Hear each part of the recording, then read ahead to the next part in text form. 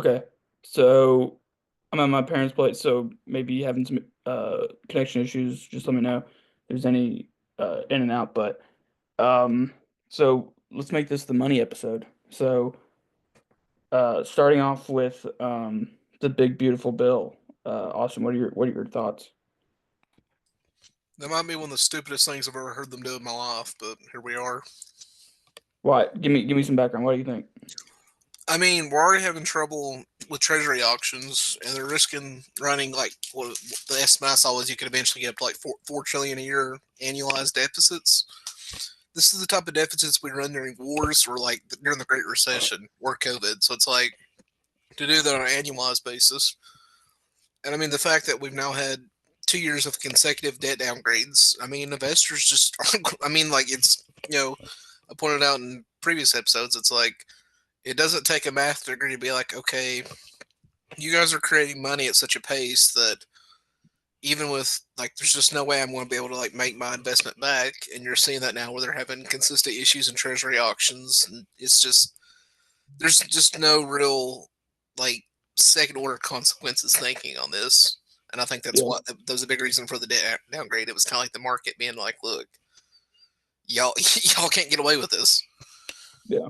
So Josh, you said you guys were talking about Oh, I fought for that bitch, dude. I was gonna say you were kind of talking about it like you were out there like advertising it and stuff. So I like, like it. what's your kind of perspectives?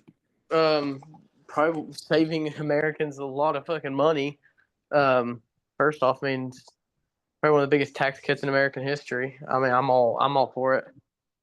But I think like and so I one thing I will say I was listening to I think it's Ezra Klein kind of talk about it. I didn't finish the episode, still working on it, but he kind of said something with his most recent guest that I thought was kind of true, where it was like yeah like if like everybody gets a tax cut compared to if it expired, right? So it's like everyone's still getting like what they kind of had from TCJA the first time. It's just kind of like what's different. And I think a lot of the issues that people have is just that like more of the wealthy people are just getting, they're getting tax cuts proportionally more than anyone else. I think that's kind of the issue, Josh, that people have with it. Yeah, no, I understand that side of it. I do. So like what is like I guess like one thing that I've always kind of thought is like what is the reason for that? Like why like like I get like that's who your donors are, those who support you and everything like that. I don't like saying that it's just trickle down stuff, but like what is like what's the reason? Because like kind of like with what Austin's saying is it's like yeah, like I mean economically people are not or like financially people are not like super happy with kind of where the US is right now. And it's like Right. when you want to kind of at least like say, okay, like we won't increase tax, or we'll take whoever is above $250,000, we'll put them at baseline, and then everyone else gets the cut. Like why wouldn't we explore that? I mean, that's probably a little above my grade on it. I just know that like in my opinion, the reason I like kind of was for it anyway. Again, I lean on more the tax side of it. There's a lot in that bill, Oh yeah, but and I'll my talk thing about that is too. if you look at the states like stuff of it, like for example, like in Michigan, it's like you're looking at $2,500 like of an income tax increase. In Tennessee, it would have been just north of 1,500. So I mean, like I said, it is like pick and choose like where you're at with it. Um, but I feel like it would have been worse long term had it not gotten passed. What about if Democrats did it? Like, what do you mean? If Democrats were in this position, what do you think that they would have done Like if they would have been like pushing for it? if they had to write the bill? I mean, we wouldn't have seen it. You don't think so? No, no. What do I you mean, think, Austin? they literally all voted no on it. Well, and I think that's just because of like the Medicaid cuts. What do you think, Austin? I mean,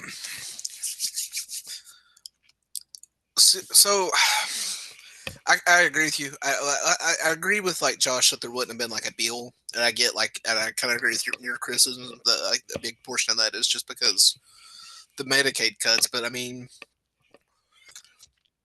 it's just like I think me and you were like tied for the oldest in here. I think so. Like it is. I kind of like I was never a Tea Partier, but I do kind of think back and like they were saying like okay, like we're kind of reaching the point like in the long run we're not going to be able to sustain the spending we're doing. Yeah. And now that we're finally starting to see the first inklings of that, and I get what Josh is saying too. It's kind of like okay, like obviously anything like okay, not taxing overtime, not taxing tips, that sort of stuff. Like yeah, like I'm completely behind that. Like I get that, but there's also just like the realistic perspective of like, hey, we've racked up this amount of debt.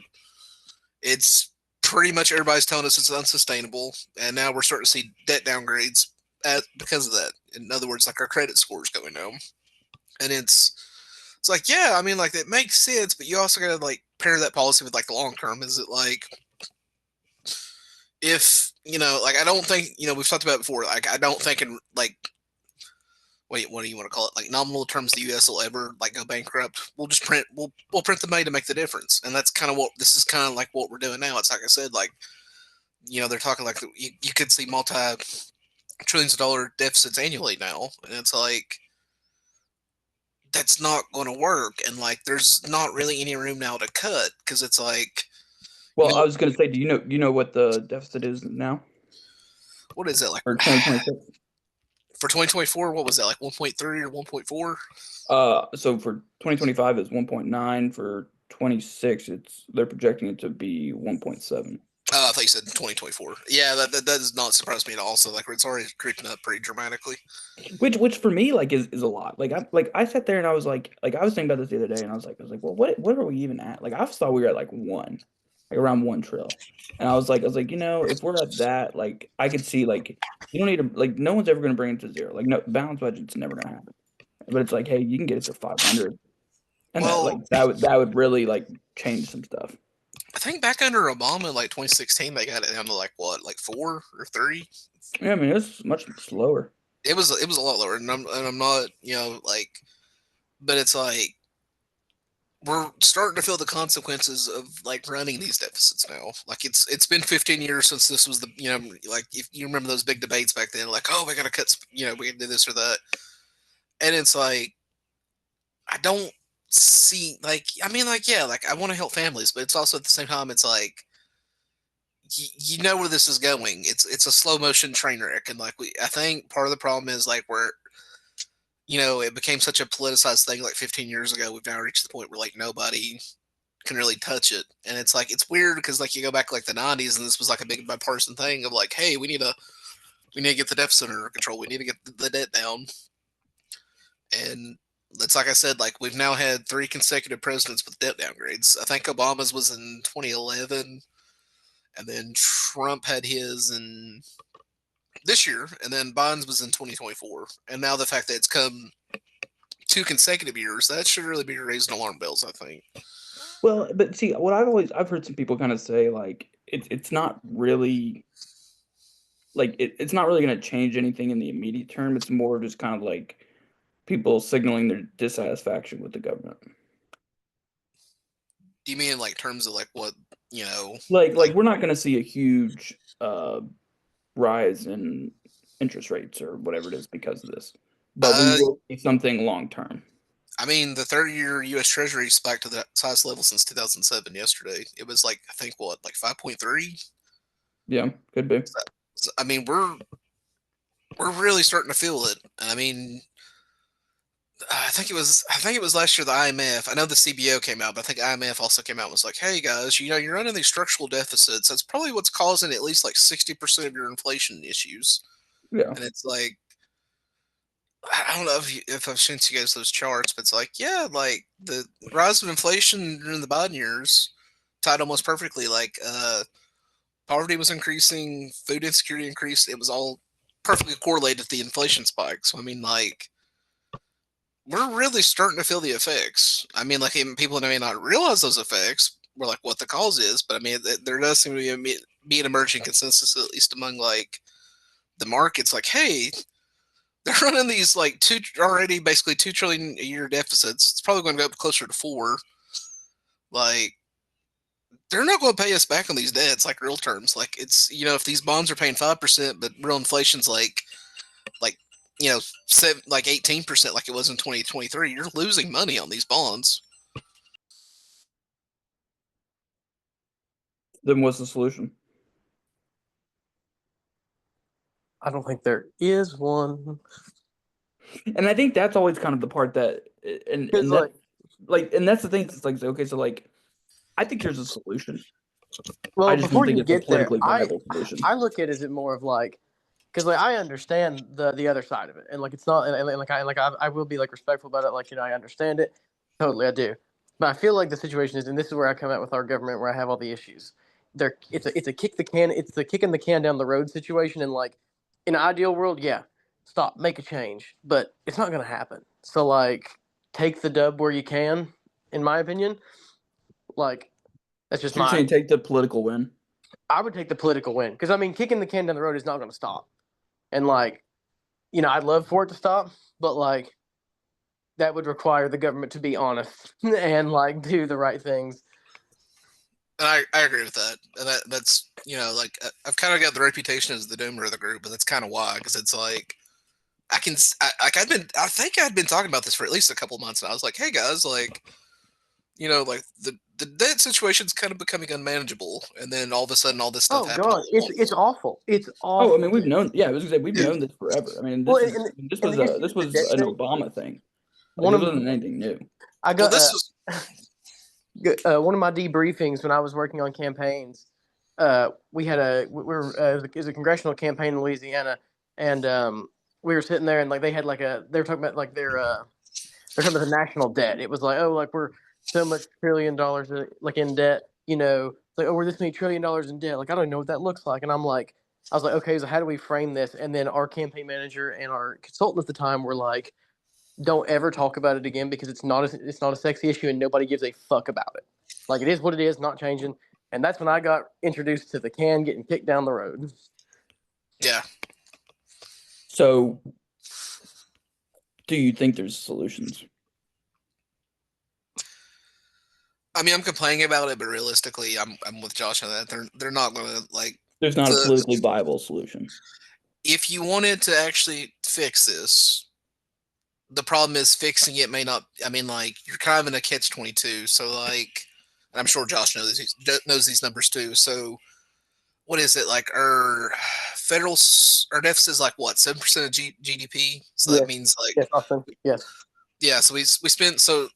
To put that in context, the 2008 recession was a contraction of about 5% of GDP. So, like, even if you cut the deficit down to 2%, you've suddenly removed like 5% of GDP growth. So, you would basically be causing like a 2008 recession just to cut the budget at this point. No So that's why administration. you'd have to have it. You'd have to balance it with, you know, uh, revenue and with spending cuts. Well, even if I mean, like, either way, you're taking money out of like consumer spending. So, it's still creating a GDP contraction. So, Yeah, but if you could offset that, right? So you could say, I mean, taking $100 or $1,000 from someone who makes, or a family who makes $100,000 compared to $1,000 from a family who makes $1,000,000. There's two different impacts.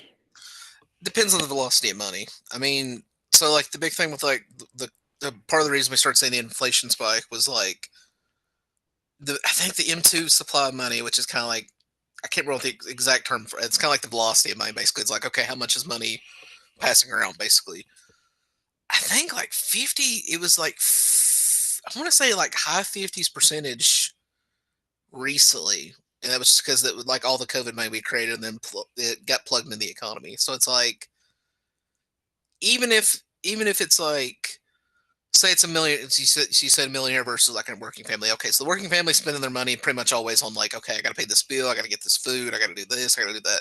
Millionaires a lot of times, okay, I'm gonna put this money in the bank, or I'm gonna put it in bonds, I'm gonna put it in stocks. Either way, you're still taking that money out of the economy. So it's like, okay, if there's a difference between a family spending $100 on groceries versus a millionaire putting $100 in a bonds. Like, okay, you don't do that, but then this company loses out on that bond. That's less money they can put into whatever they want to put it into. So I mean, like either way, you're taking money out of the economy, and then like if you look at in terms of like taxes as terms of GDP, I want to say the U.S. is at like I know federal spending is at around 23% of GDP, and then I think taxation's around like 15% of GDP. I might be wrong on that, but I think that's the big difference between the deficits. It's like 7%, so I think that adds up. So it's like, yeah, I mean, like even if you do that, you're still taking that out of the economy. And then two, it's like, what really? I mean, so like the CBO every year, or at least they were up until a few years ago. I haven't checked recently. They would post like, okay, guys, here's some options you can do to like raise revenue. Here's options you can do to cut stuff. Like it was fairly realistic stuff too. I mean, there was some pie in the sky stuff, but they were always pretty good. But like, okay, here's options. Really, about the only serious proposal that can like has any sort of like real evidence to like raise massive amounts of money is if we passed a VAT tax. And Yeah. like you can index it to like, okay, like we won't touch food, we won't touch clothing, like Yeah, stuff I like saw that. that. But it like that reduces it down to like, I want to say like 1.2 trillion was the last estimate I saw. I don't know what it is now, with inflation, whatever. But like, you're still running, you're still coming in a situation where like you're, even if you did that, and then two, like on the cutting spending side, because like I get where you're coming from on that. Like we don't have to just cut everything, but like looking at that side of it, what really is there to cut? That's something, especially among older people. It's always like, oh, we just need to cut this wasteful spending. We need to cut, foreign aid. It's like, dude, that is like 1% of the budget, if that. Like, the majority of your spending now is entitlements. It's Medicaid, Medicare, Social Security, and then now we have like $1 trillion or close to $1 trillion defense budget. And then the next biggest expense that actually may have now overtaken defense in terms of being the second largest expense is interest. Interest itself. Yeah, it's like you can't really not pay that because that's called a default, and that's a nightmare scenario in of itself. So it's like there's really nothing to cut, and like there's the only real option, like the biggest like moneymaker we have available is the VAT. It's like I don't. Let's say I looked it up. If you apply, I'm looking at the CBO. If you apply a 5% VAT to a narrow base, which I think is where you'd start excluding like the Yeah. food and everything like that, you'd raise $2.18 trillion over basically 10 years. So basically about 200 billion a year. Yeah. I mean, we're running which is like, and you're mentioning kind of like, like taking money out of the supply and stuff. Honestly, dude, like, and I'll be the first one to say I don't support a single payer health system, but I was like, you have to. I think there's the way that I think you'd have to do this is you would have to increase spending, right, on stuff you're already spending money on. So like, hey, if you do a single payer and you can, work out how you're gonna, do the taxes and all this other kind of stuff, you could then, basically absorb your Medicare and your Medicaid, and then kind of still have that money being taken still in the system, and then maybe you would save people money to where they could then turn it into spending money on actual stuff that they need.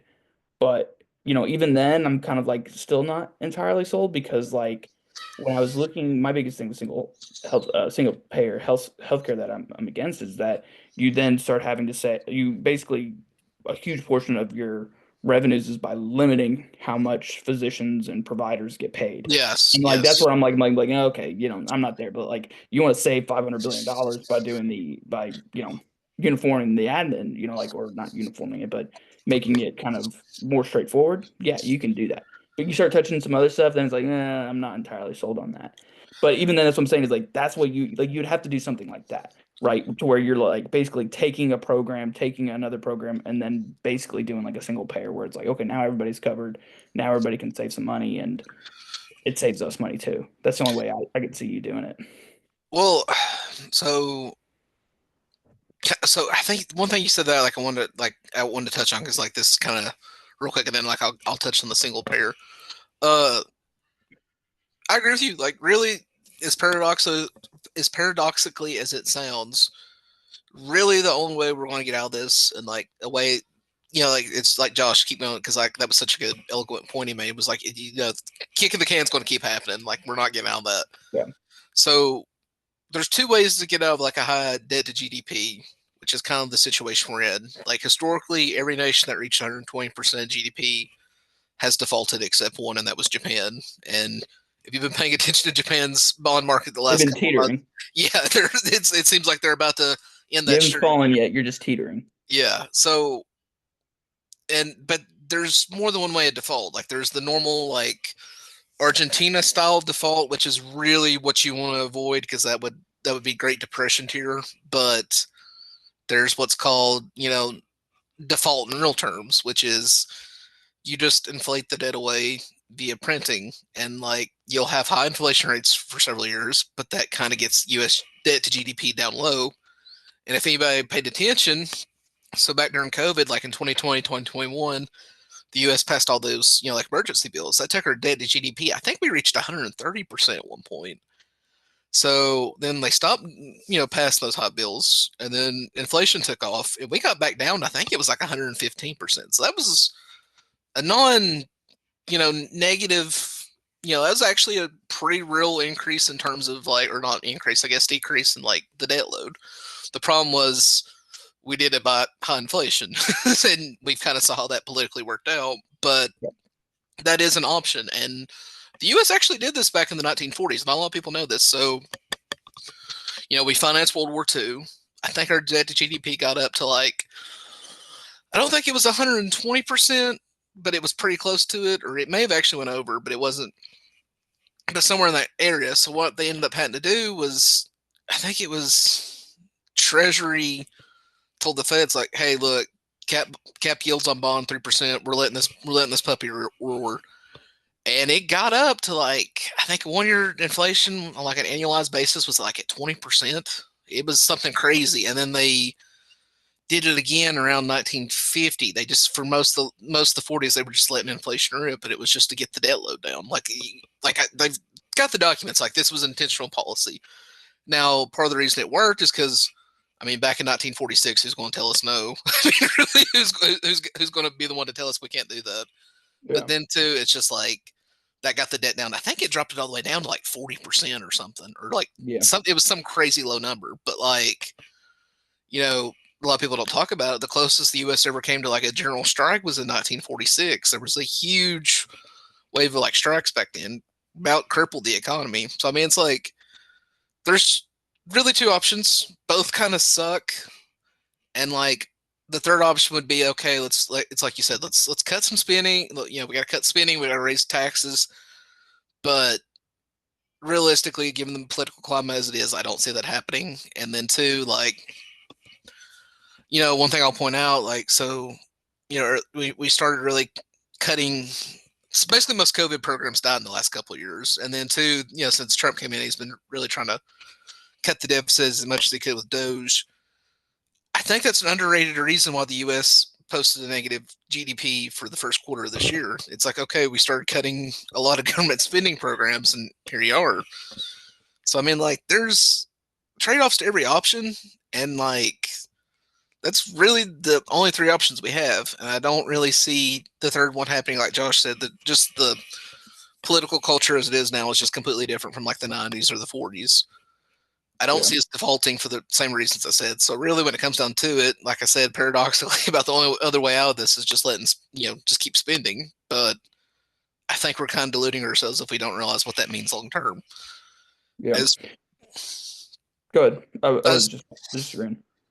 I was just going to say the universal healthcare thing. I agree with you. And like a big reason, like, I don't want to say I completely endorse the idea, but like the whole thing, like, a few years ago, where like Democrats were like, "Oh, Medicare for all" and stuff like that. Part of the reason that made sense to me was because their administrative costs are only like 2% for your average insurance company. I think it's much higher. It's like 11% the last I checked, and that was like 2021. Then I'm like, that doesn't sound like a huge difference, but that's a massive amount of money in admin costs. And like the other thing too, people don't realize, Medicare caps costs. That's why a lot of doctors won't take Medicare, because they get capped on how much they can charge for it.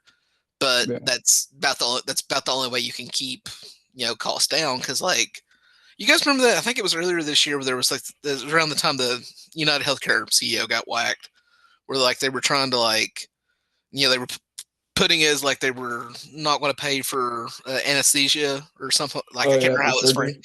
What that actually was is they were trying to cap the rates they paid, like Medicare does. it wasn't.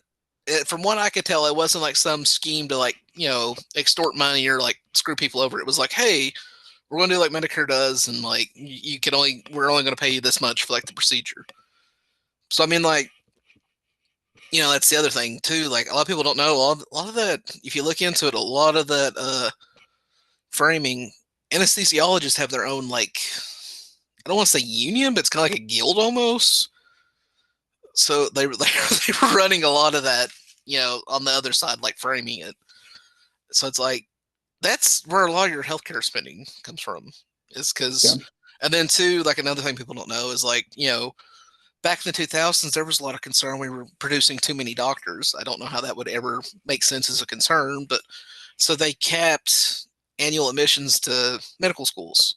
And I think they just recently repealed that. But it's like we basically artificially created a doctor shortage. So that's another factor in like, costs. So I mean, there's ways to fix healthcare costs, was just the point I want to make on that.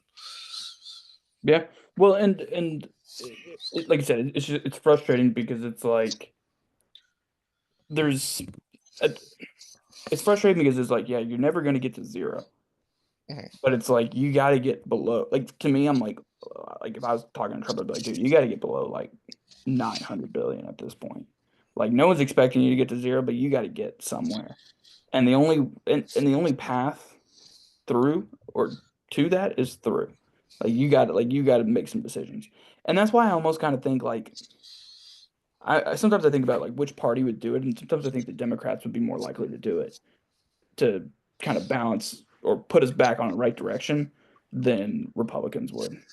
Because I feel like, especially with what you see here, it's like, okay, like if you wanted to cut some spending, you could cut some spending. Like Democrats aren't going to spend money on, corporate or, wealthy tax increases and stuff like that. But it's like, yeah, but they'll probably spend money on spending stuff, like on spending bills and things like that. So I just don't know if there's really a group that would do it. Sometimes I think that, but I'm like, if someone were to do it, I'd probably say it's probably the Democrats to do it. Like one thing I could think of, like off the bat, so like we talked about like entitlements being the biggest expense now. So there's actually a lot of people, again, something a lot of people don't know. There's actually a cap on how much you pay into Social Security. I think it's like It's usually like 120. Is it that low? I think it was one. I thought it was like 190. So that's even lower than I thought it was. But like, no, it's low. So it's like you remove that cap. If I remember correctly, that would cover like, I want to say it was at least like 60% of the shortfall. So the thing with Social Security is existing taxes are enough to cover like 75% of the program. The problem is like come 2032, that 25%. So like of that 25%, we have to figure out, what the hell are we going to do about that? Like I think 60%, if you just remove that cap, could be one way to cover that. But well, and I was gonna say, my issue with that, and so first off, it's 176,000, so it was higher than I thought. okay. But the thing that I have the issue with that is it's like, okay, how much of that is going to the Social Security Trust Fund, and how much of that is going to just general expenses? I mean, either way, I mean, Social Security is going to be gone in what, or it's going to take the hit in 10 years, right? Less, It's going to be reduced. Yeah, maybe it's less than that. But it's like, okay, it's like, where's that money going to? That's interesting. That would be something I would want to know. So anything that, as far as like the payroll taxes, it's supposed to go into the Social Security fund. Now the problem and how they get around that, especially during like I think the 80s and from like the 80s to 2000s, they were really bad for this. They'd be like, "Oh, Social Security is in such good shape, we can actually touch into the trust fund and use it for." Somehow they got around the payroll tax limitations to use the trust fund. I can't remember how that went, but it's like, so in theory, it's supposed to all go to the trust fund. And to their credit, I don't think they've touched it since the 2000s, but the possibility is still there. They can't touch it. Yeah. And then two, the other really funny thing about it, we're talking about like U.S. Treasuries. One of the biggest holders of U.S. Treasuries is the Social Security Trust Fund. So it's like we're really screwing ourselves at this point. Well, and that's why I'm just like, and that's what irritates me so much. Like I said, it's like, hey, look, like no one's saying you gotta get to zero, but if you get to like 900, like I think people would be like, okay, like hey, like we can kind of live with that for a few years, and then we got to come back down a little bit more. And I think that's the thing, and that's what kind of irritates me when you start talking about Doge is like, everyone wants to point back to what Clinton did, where it's like, hey, like a little bit more methodical on that. You could save a few $100 billion over 10 years just by, admin cuts and all these other kind of things. And it's not going to dramatically change everything. Then the other one is it's like, okay, look at tariffs, right? Which is keeping the Fed from dropping interest rates, which is keeping them from, or which is keeping, you know, uh, the interest we're going to pay on these debts higher, And so it's kind of like, okay, like you kind of have these things that are just like working against you. And Mhm. that's why, like, for me, it's like, even like when we talk about tariffs, it's like, okay, you got to phase this stuff in. You got to, like, like you got to get interest rates down, and then you can start kind of building up what inflation would be by adding tariffs. But it's like you're just not, you're just like working against yourself, and that just doesn't make any sense to me. But at the Well, same time, I'm like, hey, like you pass this. I think I told you guys this. It's like the Fed, the executive, and like the legislature, like they're all kind of aligned in some ways. Where it's like if the Fed kind of starts dropping rates, you got tariffs, you got all these other kind of things. It's kind of like that's kind of like the perfect storm that Trump wants. Being aligned and saying, "Hey, here's what I want for our economic position." But it's like it doesn't. It seems like that's where the holdup is with the Fed and getting that down. Because like you said, like yeah, you cut that down, like now we're not paying as much on our interest, and then now you're not talking about 1.9 or 1.7 trillion, maybe you're talking about a 1.2, 1.3, and then you can start cutting and then you can start doing other stuff. And it's just like you really have to have this whole approach, and it doesn't seem like we're really doing that. Because if you pass this bill, I'm telling you that I believe the S&P will go up, right? When this passes through the Senate, right? And so it's like, okay, like that's what Trump wants economically. And then it's like, okay, wait for tariffs to come in. Now you can kind of get that on your side economically. And then you can get the low interest rates that you want. Like all that's the stuff is the stuff he needs, right? And you know, low interest rates work with tariffs. High interest rates don't really work with tariffs. So I don't know. That's just kind of my frustration with everything. Is it's like it seems like there's just not like a real clear hand on the wheel on how to get out of the debt and how you're going to work economically with it. What do you think, Austin? no, I get you. I just think like trying to think how I can phrase it. It's like part of the problem too with like the tariffs is it's like they've already kind of freaked everybody out to the extent that like even though they walked it back with like the what was it, like a 60-day pause or whatever, Yep. like bond yields are still spiking. Like they didn't go down any. Like they stayed elevated and now they're going back up. Now it's kind of like they're still. I think it was yesterday he talked about like a 50% tariff on the Europeans. And Yep. it's like I mean like in theory I'm not opposed to tariffs at all. I just think how they went about this was like incredibly stupid, and now it's done like so much damage to like now the credibility. Like even though they walked it back or they're talking about like a lower rate on China or whatever, it's like you've now like even with these announcements, they stayed elevated and now they're going back up. So it's like it's clear nobody's really buying, you know, what I we're don't think they're going selling. to buy anything until pen is the paper. You Yeah, know what I and mean? Like that's what it's going to take. Like, okay, yeah, you're extending this stuff with China, but until you sign an agreement, you're not going to get them under control. see too, some like this. Somebody made a really good point yesterday. So he's like, we're down like what, like 45 days into the pause or something. It's like you've yet to ink any deals besides anybody with like I think like Britain, and it's Yep. like I'm sorry, Britain's not what it once was. Well, and that's what frustrates me with the EU when I saw that thing today when I woke up. I was like, what? I was like, okay, like he's trying to pull a China where, he's like, we're gonna raise stuff on them, and then they're gonna come back and they're gonna lower, and then we're gonna come to a pause and we're gonna come in at 20% or 15% or whatever it is, like they did with China. And I was like, dude, just sign the fucking pieces of paper, dude. Like I'm like, just sign the fucking agreement. And like I said, if you sign it with the EU, that's going to mean so much more than the UK. And even I think even after the UK, like you saw bumps in the market. And so it's kind of like, okay, like if you do that with the EU, that creates a leverage for you then to go and do it with China, who's really the bigger concern here. And it's like coming out and saying, "Oh, we're going to slap 50% on them." It's like, dude, like that's just not the way you need to be going about this. And then, like, too, like another underrated thing, like a lot of people, like on this whole thing. So, like I said, like we're starting the last few years to see the impacts, like these deficits, like the debt and stuff. Like, or the U.S. started having like liquidity problems in like its bond markets back around late 2022. If you guys remember, there was the whole thing with like Liz Truss in the UK, so that created a lot of pressure on our bond market, and there was actually like I can't remember what the term they used for it is, but there was like a really bad auction in like November of 2022. So that was when like it started becoming like really noticeable. So like the other thing is like when the Ukraine war started, we froze most of Russia's like assets. I think they were worth like I want to say like 300 or 400 billion. I can't remember the exact amount. Hmm.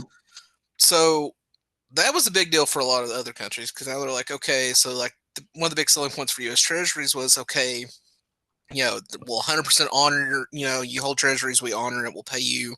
It's a safe asset.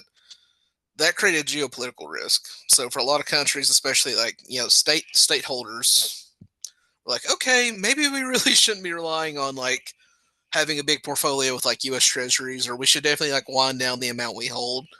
So that was already kind of a pressure. And now you've introduced the tariffs that created pressure on like the more civilians, not the right word, but I guess you would say like retail. So it's like this isn't national governments. This is like, your bond traders or whatever.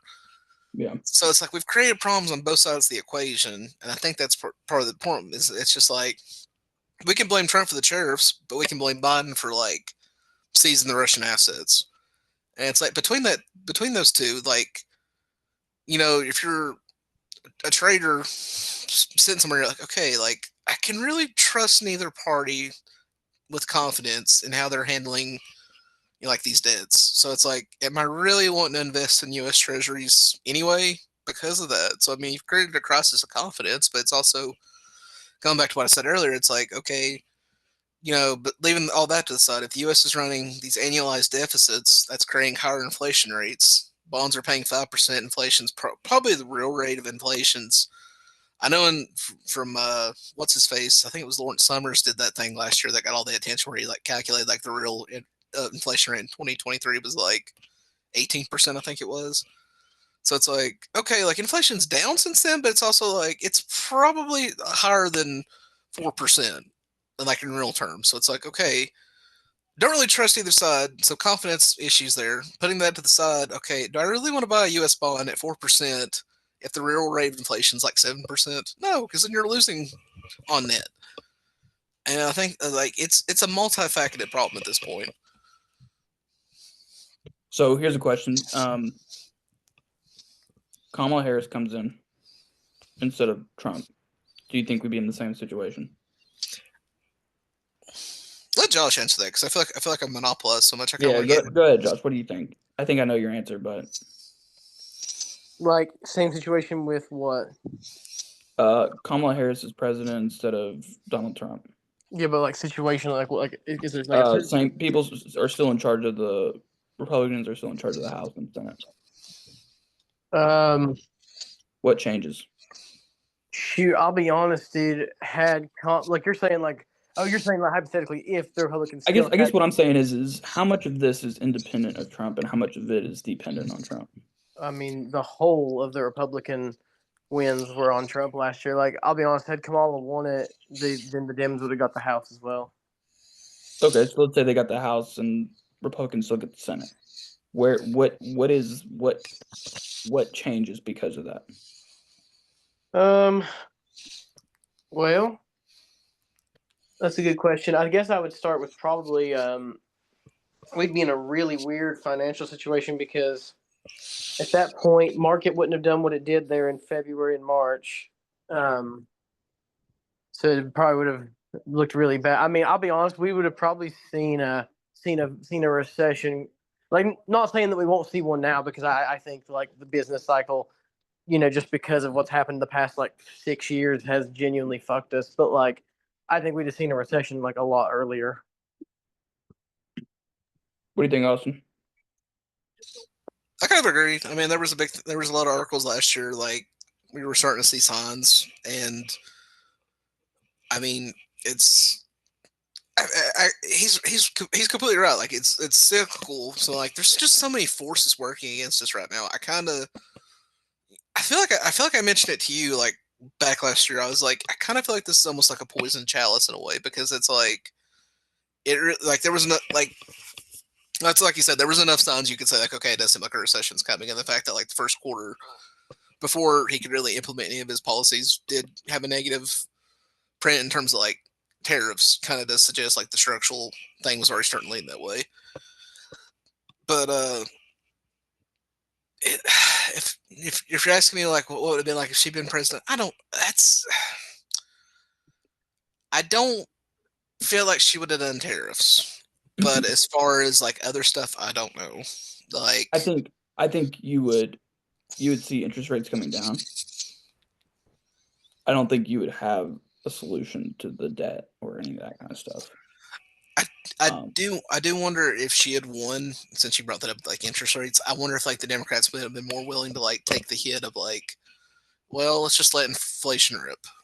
Like I said earlier, like that's one of the ways you can solve this. If you can't agree, like you don't want to default, you really can't agree on like cutting and raising taxes, then like they're the only other options. Like I said, like we did back in the 40s, just let inflation rip and try to fix it. If they had won, I kind of wonder if that wouldn't have been like a take, like okay, voters didn't punish us for what happened in 2022, 2023, 2024. Like they kind of let us get away with it. So maybe let's let it happen again. Hopefully by 2028 we can kind of reverse course, and then by that point, you know, Truman was able to win in 48 despite high inflation. So maybe that that could have been like, okay, we won 48, we won 24. Maybe we can win 28 if we're, and Truman then was also FDR's ass bitch. what? The only thing I heard was ass bitch. Truman was also FDR's ass bitch. Dude, like, don't even get me started on that. Both of those. Like, I could rip into like U.S. policy back then, but Fucking same, bro. So let's kind of close this out. So I think we projected what, maybe a recession at the end of the year. yeah, I think we did. Is that still likely? Or do you think it's been moved up? I mean, a lot of our predictions have honestly come true. Like I literally am sitting here thinking about them. Like, okay, one person's already been kicked out of the cabinet. I know he's been moved over to U.S. Uh, or UN ambassador, but it's like I think a lot of the stuff we've kind of predicted is coming true. So, do you think it's going to move up? Do you think the situation's kind of pushed it out a little bit? I'm sticking with the where year. I've kind of am at, and then I'll get your guys' opinion, and we'll end it. Is I think part of Trump's strategy, and I'll see if it pays off, is he is essentially seizing up the market. And I think that's where like businesses essentially make the decision whether or not to go into a recession. And I think by seizing up the market a little bit, I think he's almost kind of preventing them from making that decision. And I think that might be the only difference between him and Kamala is Kamala, it would just have happened. Whereas with Trump, it's like, hey, like, I'm seizing this thing up. And so, like, there's not really any clear indications of, oh, we need to drop and go into recession, or if we can kind of maintain, or if things are going to be on the up and up. So I think with him, I think I might still keep it at the end of the year. Honestly, I might kind of say January of or first quarter of 2026. What do you think? What do you think? Let's go with you, Austin, and then we'll finish with Josh. Yeah, I'm still kind of thinking like either this year, it could be sometime next year. Like I'm not super tied to like the dates. I just think it's like the time frame it does seem right. One thing I did just think about it though, because you brought up like the Kamala aspect of it. Leaving aside like the domestic considerations, like we also have we like last episode we talked about the Houthis. Like I don't think she would have been as like tough on Iran as he's going.